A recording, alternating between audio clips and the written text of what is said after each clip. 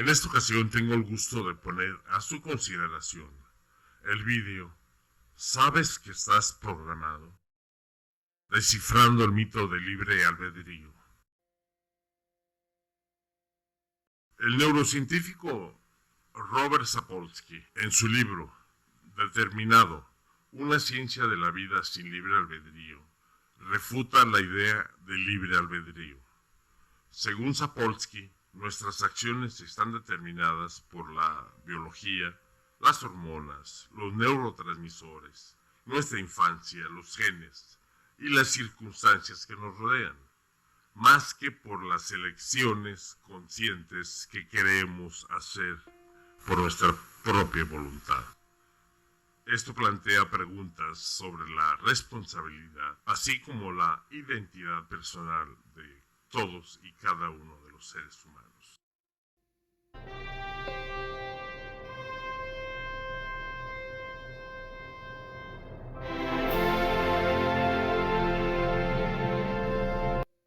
Oh, señorita, cuánta niebla.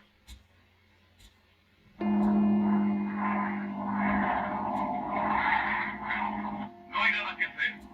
Visibilidad cero en toda la región de París.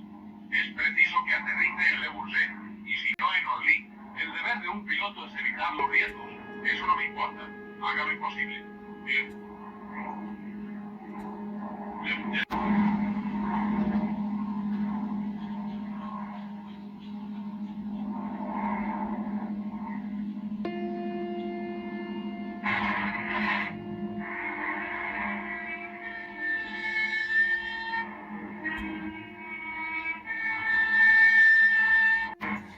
No se puede pasar. Por favor, es urgente, un pedido grave. Prohibido el paso. Den la vuelta. ¿Por qué? Órdenes superiores.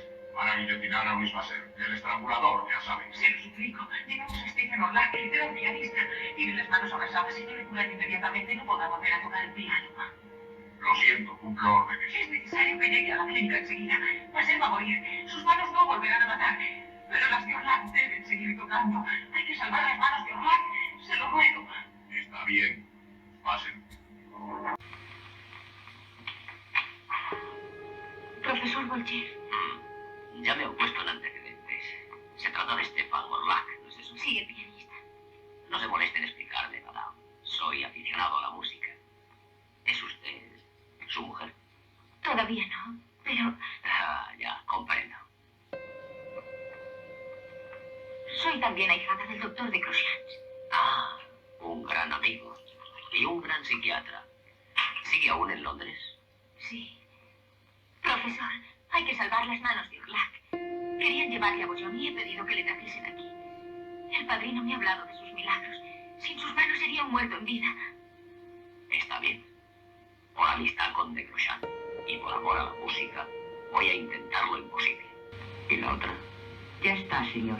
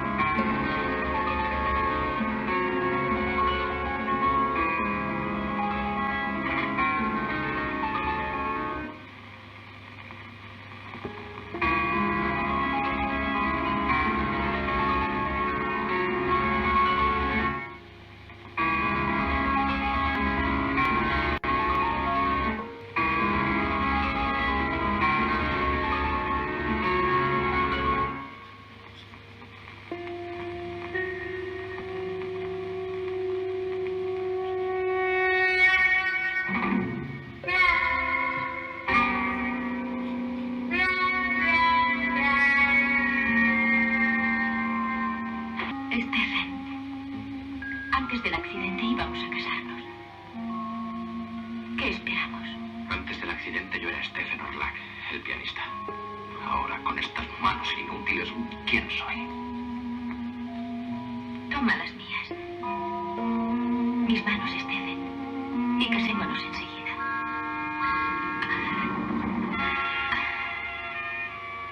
Lo ves, te he hecho daño. Las escenas que recién vimos corresponden a la película Las manos de Orlak, un film alemán de 1935. La película narra la historia de Stefan Orlak, un virtuoso pianista que recibe un trasplante de manos de un sentenciado a muerte. Orlak comienza a experimentar impulsos criminales, pesadillas, creyendo que ha heredado la tendencia homicida del donante. La película explora temas como son la identidad, así como la lucha entre el libre albedrío y el determinismo. Ahora bien, quisiera pedirte participar en un experimento mental, nos va a tomar más de 2 minutos. Puedes ver la siguiente imagen, o bien igual, escuchar mi voz y cerrar tus ojos. El experimento es el siguiente.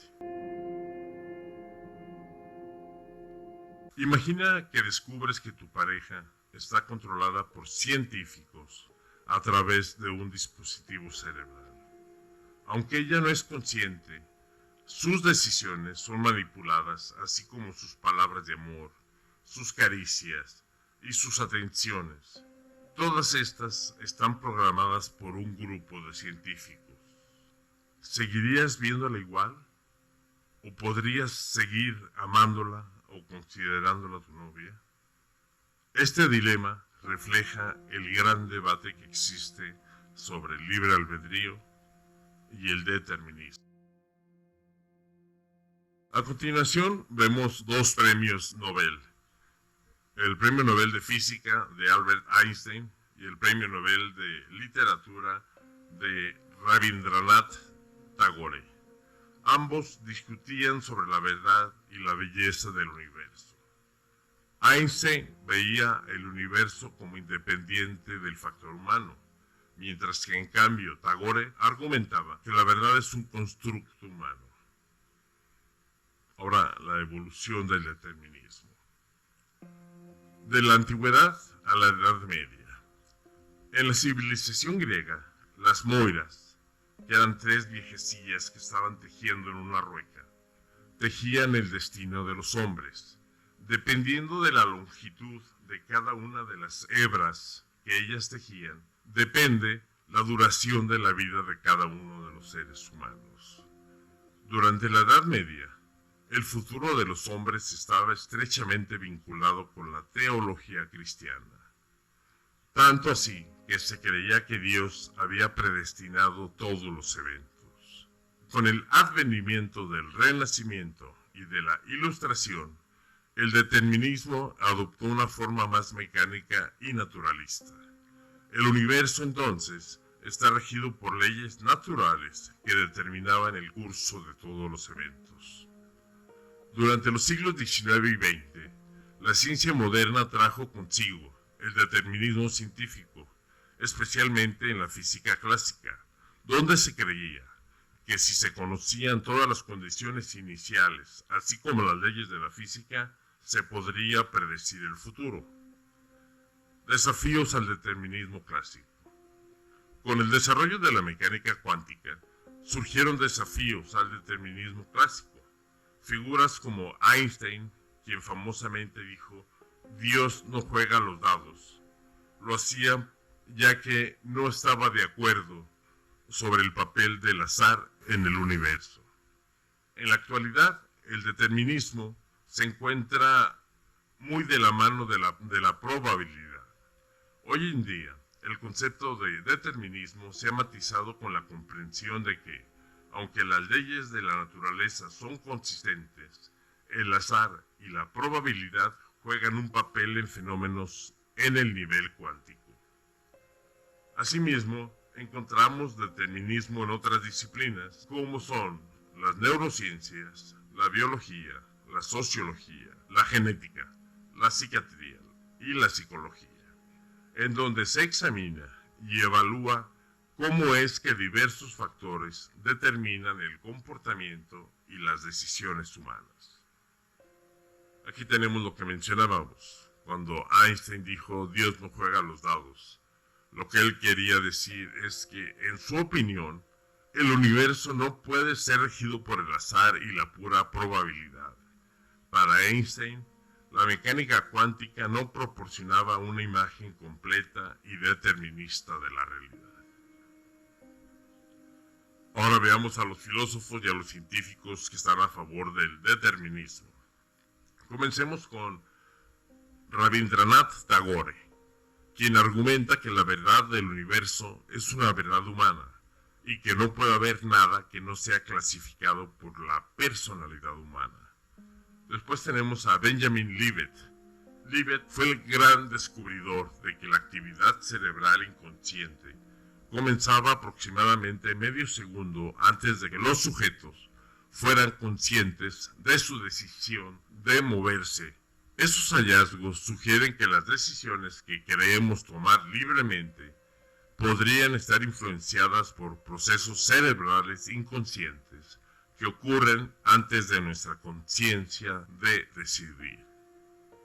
Tenemos a Mark Hallett, quien sostiene que el libre albedrío no existe, sino que es una falsa ilusión de querer ser libres. Y Robert Sapolsky, para quien el libre albedrío es una ilusión que nos lleva a creer que somos los responsables de nuestro comportamiento, cuando en realidad nuestras decisiones están determinadas por una compleja red de causas y efectos que se remontan a nuestro pasado más remoto y que no podemos modificar de ninguna manera. Una revolución total a la idea tradicional de que somos agentes racionales y autónomos que actúan según su voluntad. Para Sapolsky, solo somos máquinas biológicas que la única diferencia con el resto de los animales es que podemos tener la ventaja de ser conscientes de ser estas máquinas biológicas. Existen otros tipos de determinismo, como es el determinismo psicológico, el biológico, el cultural, el geográfico, el lógico, el genético, el social, el médico, el nutricional y el lingüístico. Todos y cada uno de ellos se encuentran involucrados en el proceso de toma de decisiones que lleva a cabo nuestro cerebro, pero que nosotros, en el afán de creernos agentes individuales y agentes autónomos, consideramos que todo es obra de nuestro libre albedrío. Ahora bien, vamos a comenzar con el experimento de Libet de 1983. Quiero pedirte que antes que tu cerebro piense en un número, tú muevas el cursor del mouse y lo coloques encima del número que tú quieres elegir antes que lo elija el cerebro. Hazlo ahora. Bueno, el experimento de Libet no podía ser tan sencillo como poner simplemente una hoja de PowerPoint animada. El experimento de Libet consiste en lo siguiente. Fue llevado a cabo por el neurólogo Benjamin Libet en la década de 1980 y es un estudio fundamental en el campo de la neurociencia del libre albedrío. El experimento investigó la relación entre la actividad cerebral inconsciente y las decisiones conscientes del movimiento. Los aspectos claves del experimento. Para Libet, los aspectos claves son que existe un potencial de preparación. Libet se basó en el concepto de potencial de preparación, que es la actividad cerebral que ocurre antes de un movimiento voluntario, y este ocurre aproximadamente 550 milisegundos antes de que el cuerpo tome la decisión de mover el brazo o mover la mano para oprimir el botón. Tenemos también la medición de la actividad cerebral. Los participantes fueron monitoreados para detectar la actividad cerebral mientras realizaban movimientos voluntarios simples, como presionar un botón. Y después tenemos la conciencia de la decisión. Se le pidió a los participantes que anotaran el momento en que ellos tomaron la decisión consciente de mover su mano hacia el botón. utilizando para esto un reloj especial. Al registrar el tiempo, Libet se encontró con que los sujetos, en resumen, marcaban sus decisiones 200 milisegundos posteriores al potencial de preparación del cerebro subconsciente. Esto es que nuestro cerebro subconsciente toma las decisiones antes que lo hagamos por nuestra libre conciencia, al menos 350 milisegundos antes. Los resultados de este experimento: la actividad inconsciente precede a la conciencia. Libet descubrió que la actividad cerebral inconsciente comenzaba aproximadamente medio segundo antes de que los sujetos fueran conscientes de su decisión de realizar algún movimiento. Ahora vayamos a la metáfora del cerebro del intérprete.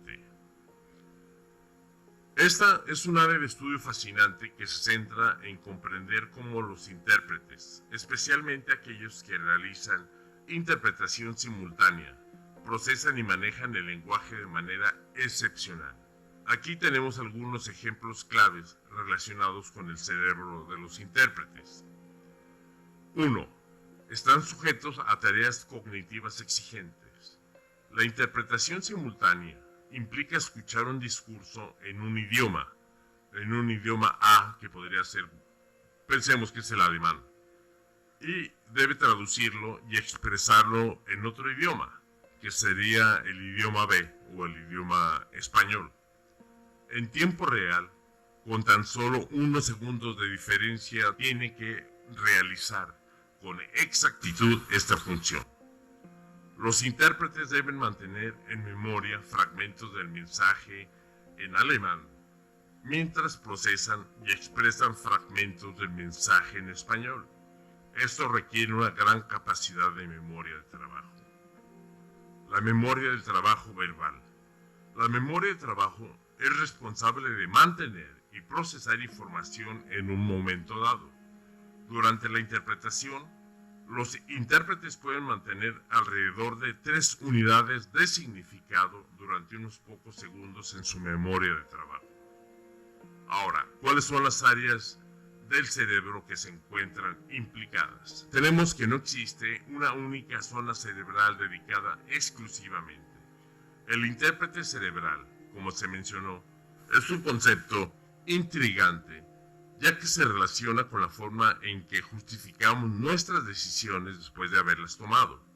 Permíteme profundizar en este particular fenómeno: la interpretación simultánea y el cerebro.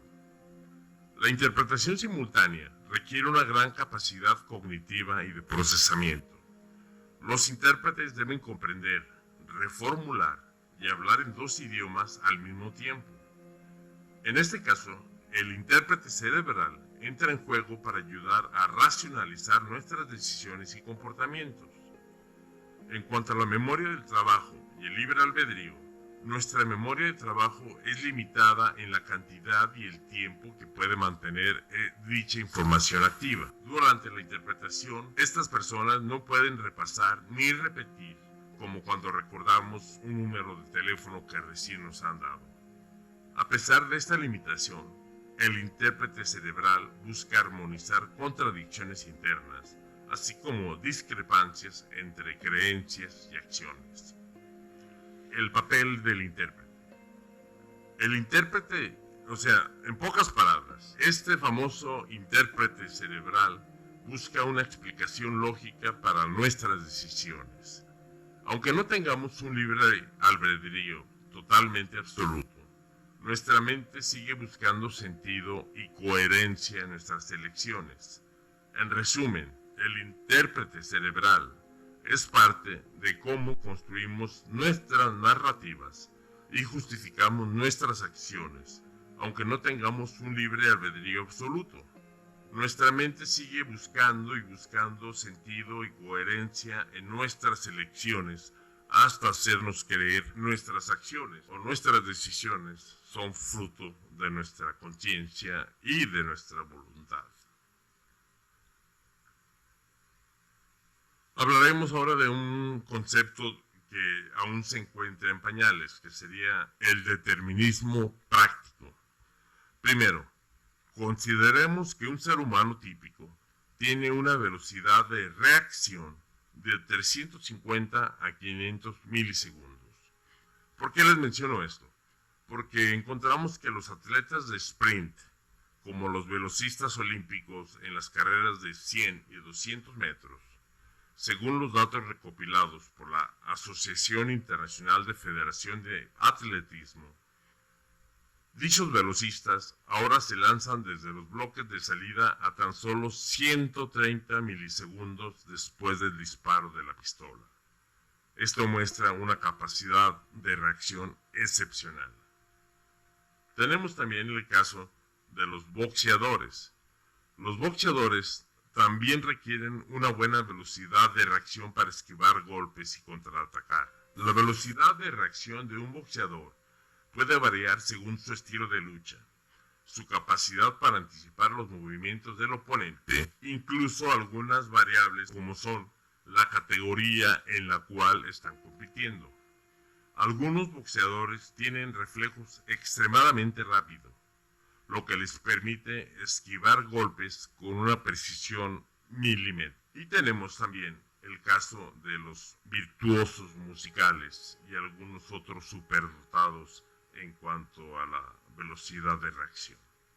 Escuchemos el primer ejemplo.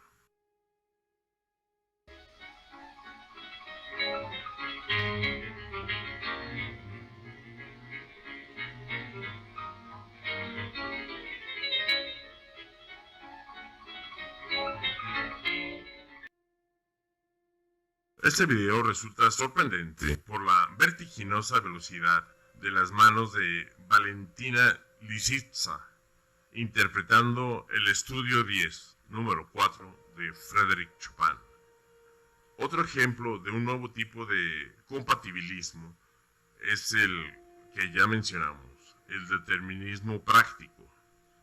Estos son ejemplos de cómo el condicionamiento y la memoria muscular influyen en nuestras acciones con el cerebro del intérprete. Por ejemplo, en el caso de los atletas de alto desempeño, de los virtuosos de la música y muchas otras profesiones en donde el libre albedrío ha dejado paso al determinismo evocado, que es el determinismo práctico, del cual depende la memoria muscular.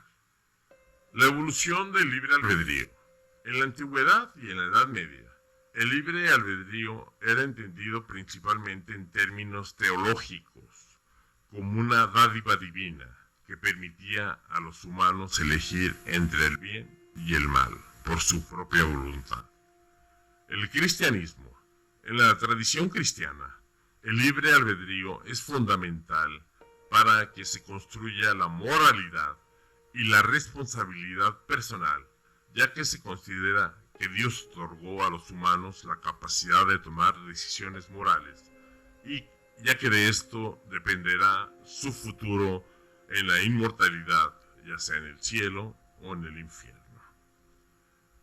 Para pensadores como Aristóteles y los estoicos, quienes reflexionaban sobre la autonomía y la capacidad de elección del ser humano dentro de un cosmos ordenado. En la Ilustración, filósofos como Immanuel Kant argumentaron a favor de la autonomía moral del individuo, viendo el libre albedrío como esencial para la ética. En la ciencia del siglo XIX y XX, con el avance de la ciencia, especialmente en la psicología y las neurociencias, surgieron preguntas sobre si el comportamiento humano está determinado por factores biológicos y ambientales. Actualmente, los estudios recientes en neurociencia han desafiado la noción tradicional del libre albedrío, sugiriendo que muchas de nuestras decisiones son procesadas inconscientemente antes de que lleguen a la conciencia. Filósofos y científicos a favor del libre albedrío. Tenemos a Gottfried Leibniz, que propuso el principio de la razón suficiente, a Pierre-Simon Laplace, famoso por su idea del demonio de Laplace, que si conociera todas las fuerzas y posiciones en el universo, podría predecir el futuro. Tenemos también a Albert Einstein, que desde su perspectiva científica veía el universo como una realidad independiente del factor humano, y a David Bohm, quien propuso una interpretación determinista de la mecánica cuántica, conocida como la teoría de las variables ocultas, que sugiere que hay aspectos no observables del universo que determinan el comportamiento cuántico. La crítica al libre albedrío como si fuera una ideología individualista. En ese aspecto tenemos que han sido encasillados algunos filósofos. Tal es el caso de Baruch Spinoza, ya que negó la libertad de voluntad y sostuvo que nuestras acciones están determinadas por las leyes de la naturaleza. Para él, creer en el libre albedrío es no entender las verdaderas causas que motivan nuestras acciones. Para Karl Marx, quien argumentó que nuestras elecciones se encuentran limitadas por las condiciones socioeconómicas y que el libre albedrío ignora el impacto de la clase y la estructura social en la toma de las decisiones individuales. Para Arthur Schopenhauer, quien vio la voluntad como una fuerza ciega e irracional que impulsa todas las acciones, criticó la noción del individualismo porque consideraba que las acciones humanas están profundamente conectadas con una voluntad universal más allá del control individual.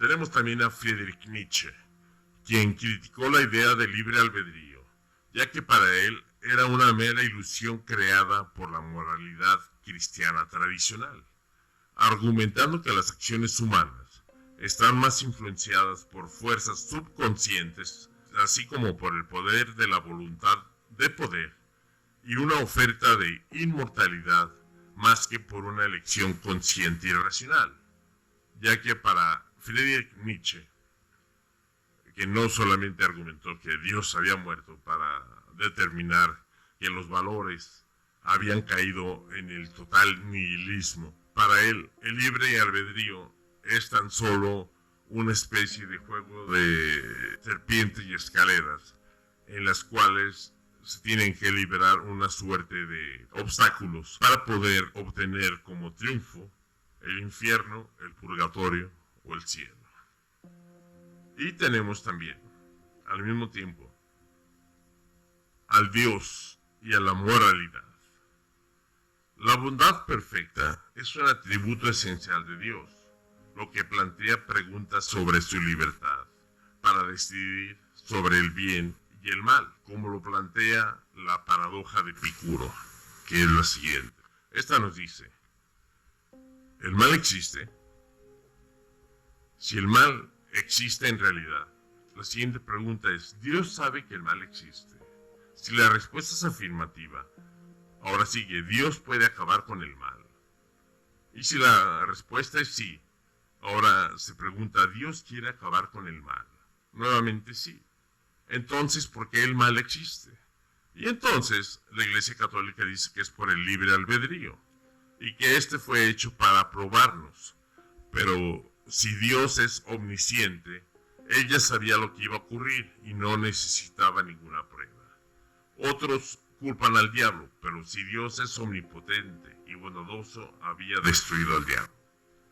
¿Dios podría haber creado un universo con libre albedrío sin mal?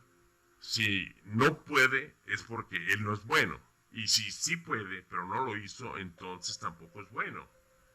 Dios puede acabar con el mal. Si no puede, entonces Él no es omnipotente. Y si Dios no sabe que el mal existe, entonces Él no es omnisciente. Y como decía Epicuro al final, entonces, ¿por qué llamarlo Dios?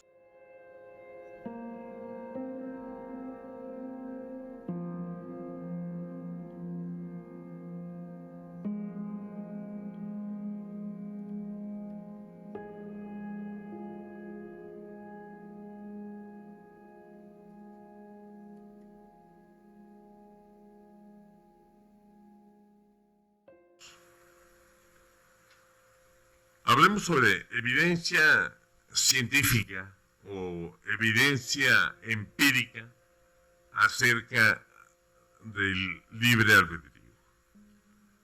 El más popular es el efecto mariposa, que es una metáfora que ilustra cómo pequeños cambios en un sistema pueden tener efectos significativos y que a menudo son impredecibles en otro sistema distante.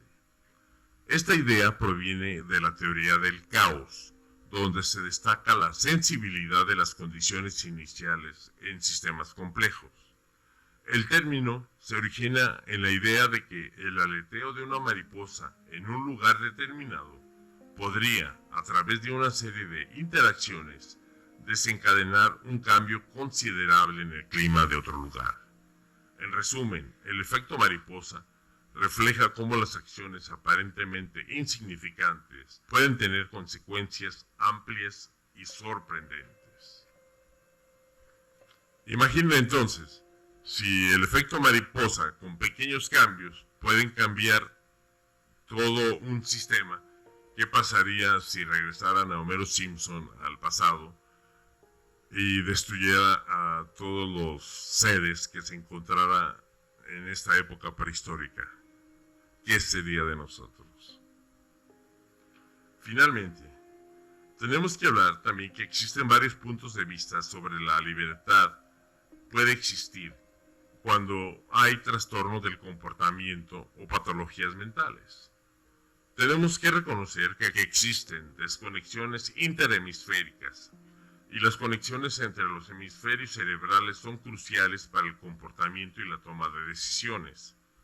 También, de igual manera, existen trastornos y patologías como la esquizofrenia, o como la psicopatía o la sociopatía, o trastorno del comportamiento como el trastorno obsesivo-compulsivo, que evitan por completo el libre albedrío, ya que el cerebro se adueña totalmente del cuerpo, de sus movimientos y de sus acciones.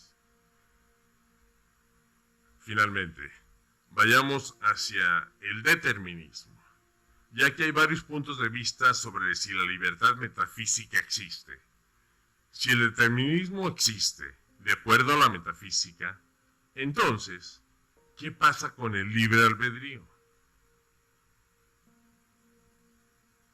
La metafísica nos dice entonces que lo que sucede es que, en este caso, puede haber un compatibilismo entre el determinismo y el libre albedrío, que podremos mezclar ambos, como en el caso de la memoria muscular. Pero también la metafísica explora otra área que nos explica que si el determinismo cae en lo que han llamado libertarismo filosófico, este mantiene que los individuos tienen libertad metafísica y por lo tanto rechazan el determinismo. Y también tenemos el determinismo duro. El determinismo duro es aquel que niega toda capacidad de que exista una conexión entre el libre albedrío y el determinismo, que nos lleva finalmente al incompatibilismo. Y el más nuevo de estas categorías, que tal vez aún no sea aceptado por la Academia Filosófica, sería lo que he dado por llamar el determinismo práctico, que como buen ejemplo de este tenemos el de la memoria muscular, de los atletas que hemos visto de alto desempeño, de los músicos o de muchas otras profesiones que requieren de la memoria muscular para no perder un miembro, o para no accidentarse, o para no dar una mala nota. Como reflexión final, el libre albedrío y el determinismo son conceptos que van a seguir desafiando nuestra comprensión, invitándonos a reflexionar sobre la esencia de nuestras elecciones y nuestras acciones. Así que les invito para que continuemos explorando estos temas para desentrañar los misterios de la mente humana. Finalmente, como agradecimiento, quisiera dejarles, para quienes quieran darle una breve ojeada, un brevísimo resumen del libro de Robert Sapolsky, Determinado, una ciencia de la vida sin libre albedrío. Carpe diem. Chao.